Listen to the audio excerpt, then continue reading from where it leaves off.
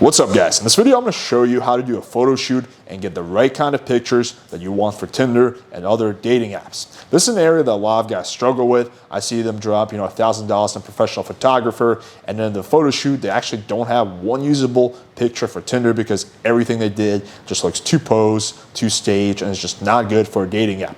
So in this video I'm going to show you a behind the scenes look into how I actually go about taking pictures of clients or friends of mine, how I would ask someone to take pictures of me, to give you guys an idea of how you can do this without spending $1 from your house.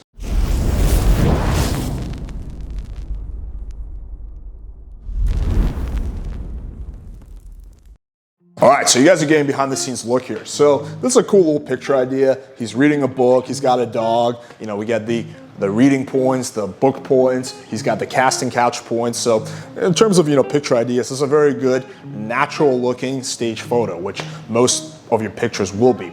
So my job here is twofold. First of all, I want to make him look as good as possible in the photo. And secondly, I want this picture to look as natural as possible, right? So you guys kind of see how I go about doing that. So, all right, man, well, so crack the book open because I'm not here. This is not a photo shoot. You're just reading. You're just doing whatever activity you're doing. And then I'm just gonna take a bunch of photos. Now, the mistake a lot of guys make is they'll take like 5, 6 photos and then they try to find something good out of that. But your odds are way higher if you take 50, 60 photos. And really you want to try different angles so we can see how if you go too high up, it just doesn't look that good because it kind of makes them look smaller. If we go too low, it's just kind of weird. So generally you want to go neutral to slightly below neutral. That's what I've generally found to be the best angle. Now this lighting definitely helps. You can kind of see the difference between how I look without the lights and how he looks right now. Like they definitely do make you look better. But if you don't have these lights, don't sweat it.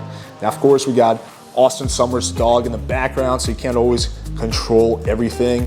So that's why you want to take as many pictures as possible. Now you're kind of staring out, so just go back to looking at the book. So you're basically the director. Your job is to direct and get the kind of pictures you want, where again, the person looks really good and the photo looks natural. So I'm just gonna try a bunch of different angles until I find one that looks good.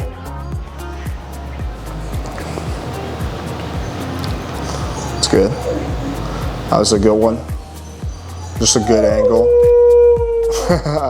Austin's dog misses him dearly. All right, dude, smirk. That's good. Now, I'll periodically, when I'm doing a photo shoot of someone, I want to get really good photos, I'll ask them, to just smirk. Now, if you have them hold the smirk for a long period of time, which again, a lot of photographers will do, then the smirk becomes, unnatural. But if you have them just do it periodically, you're going to get a much more candid type of, expression. All right. Now try playing with the dog more actively. Tell him he's a good old boy. Good old boy.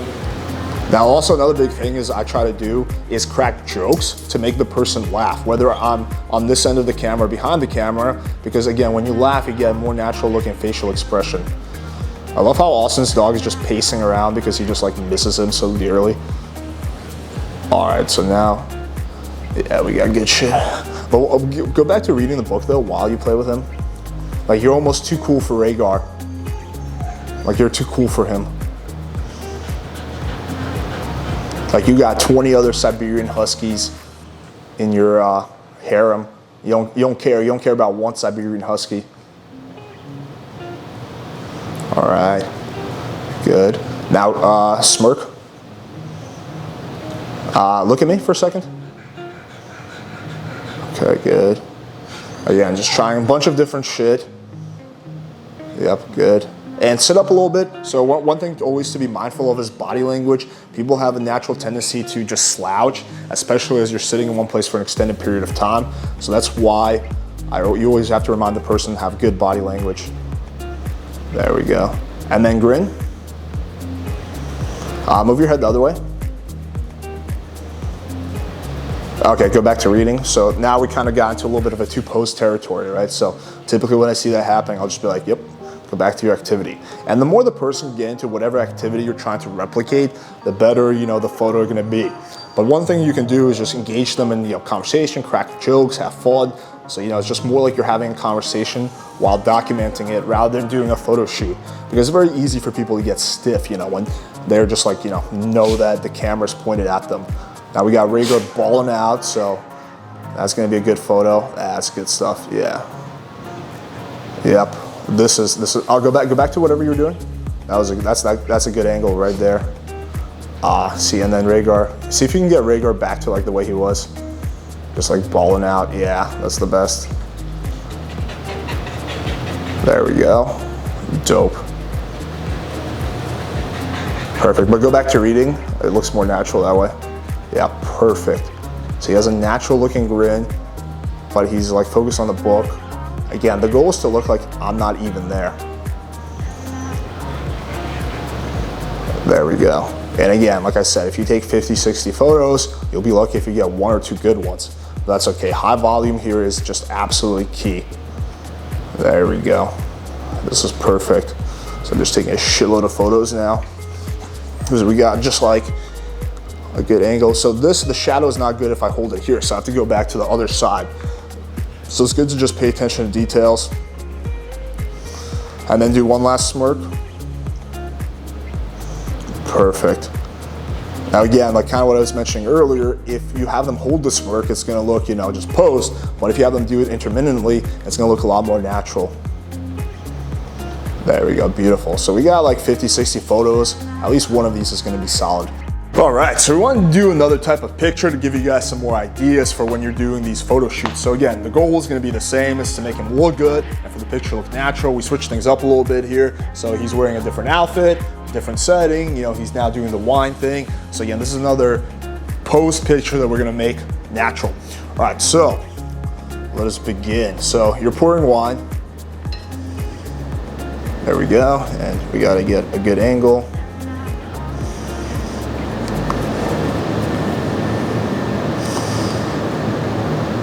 They're coming out pretty good.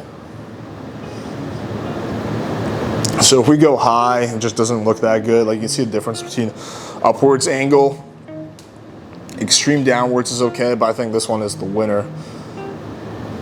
And usually that's gonna be the best, is to go slight downwards.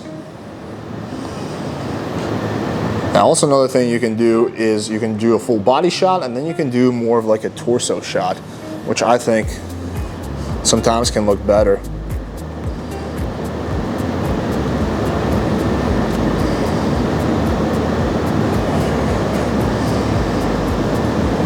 Now it's getting a little too posed, so go back to pouring the wine.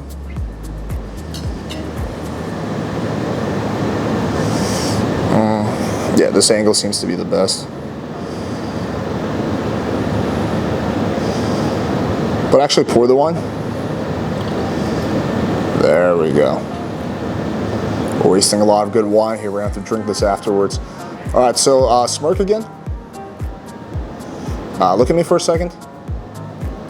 There we go. Go back to looking at the wine.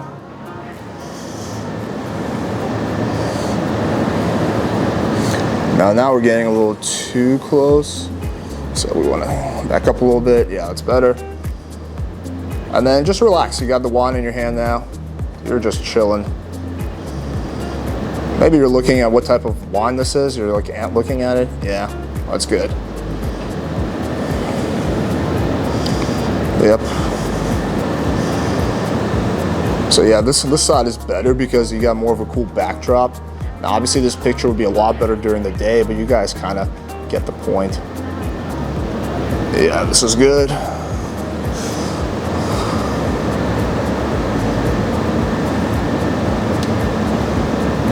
All right.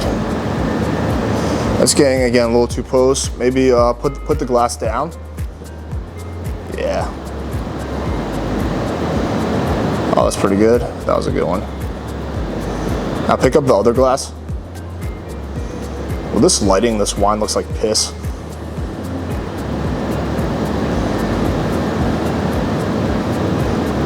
Now do a toast, like you're cheering almost. Like you're like, cheers. Oh, that's pretty good. Like you're offering me the wine. Like we're having a romantic date on my romantic balcony. Oh, thank you, sir. Thank you for this glass of wine.